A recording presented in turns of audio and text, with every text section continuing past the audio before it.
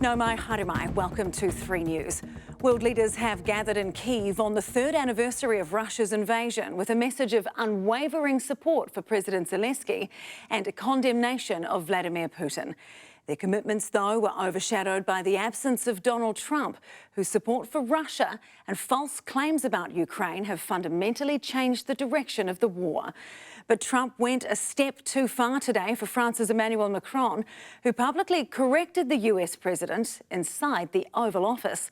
Senior correspondent Lisette Raymer reports. This 4th year of war starts with the end looming large, but with the United States noticeably absent from the line of loyal allies who travelled to Kyiv. Peace, as Ukraine has dreamt it for the past 3, seems like a fading fairy tale.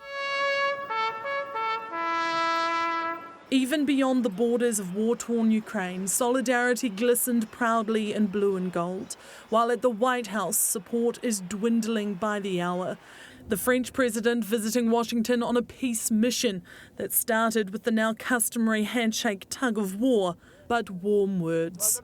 We are personal friends, as you mentioned it, because we work very well together.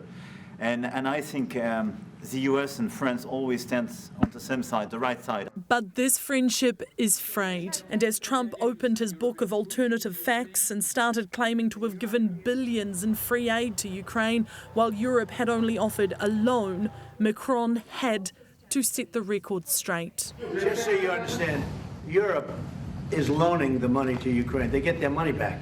No, in fact, to be frank, we paid 60% of the total effort, and it was through, like the US, loans, guarantee, grants, and we provided real money, to be clear.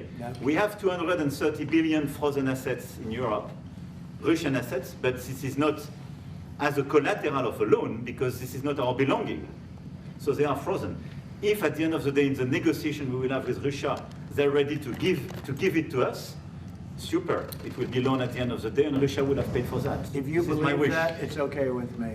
The French president's fact-checking won't stop Trump in his tracks completely. Zelensky is set to sign an agreement that will allow America to access Ukraine's wealth of minerals as payback for aid. I do deals. My whole life is deals. That's all I know is deals. The next deal, signed within weeks, Trump boasted, would be one of peace in Ukraine. It could lead to World War III if it's done so. When the war started in 2022, Russia claimed it would capture the capital in 3 days. But Ukraine has clung to its independence with backup from the West. And today's gathering of world leaders in Kyiv was a deliberate show of that enduring support. We hope that we can finish this war this year. Zelensky making a point of firing up a video linked to his breakaway ally in Washington. Will there be support from America? Reassurance from the Oval Office is in dangerously short supply. And in a week where Trump branded Zelensky a dictator, Ukrainians must have hoped Trump's actions would be kinder than his words. But today, America voted against a UN resolution condemning Russia's war against Ukraine, siding with North Korea. I will be meeting with President Zelensky. In fact, he may come in this week or next week to sign the agreement, and which would be nice. I'd love to meet him. Would meet at the Oval Office. The US president revealing he is willing to travel for a meeting, just not to Kyiv with Zelensky, but to Moscow with Putin.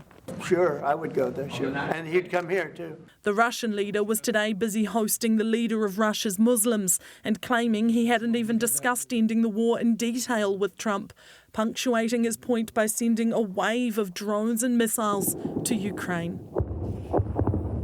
Many of Kyiv's air defences are provided by the US, and while that support is wavering, Russia's continued attacks are promised. Well, Lisette's with us now. Kia ora, Lisette. So President Trump has actually been challenged on another one of his claims, this time by the other side, Vladimir Putin. That's right. One of the ideas that's being discussed at the moment by the UK and France is this idea of a peacekeeping force. So troops from both of those countries that would operate in Ukraine to add an extra layer of security once the war has ended. Now, that idea was raised by the French president at the Oval Office today. He asked Donald Trump about it, and Trump seemed to approve of it. it. He even went as far as to say that Vladimir Putin would be okay with that if a peace deal was to go ahead. Now, what's interesting about that is he's been completely undermined by Vladimir Putin, who, as you've seen in that story, has come out and said that his discussions with Trump haven't involved any detail around even ending the war. So it appears that Trump has been caught out inflating the progress that's been made in terms of these negotiations. Straight out of the Trump playbook. Lisette, thanks so much.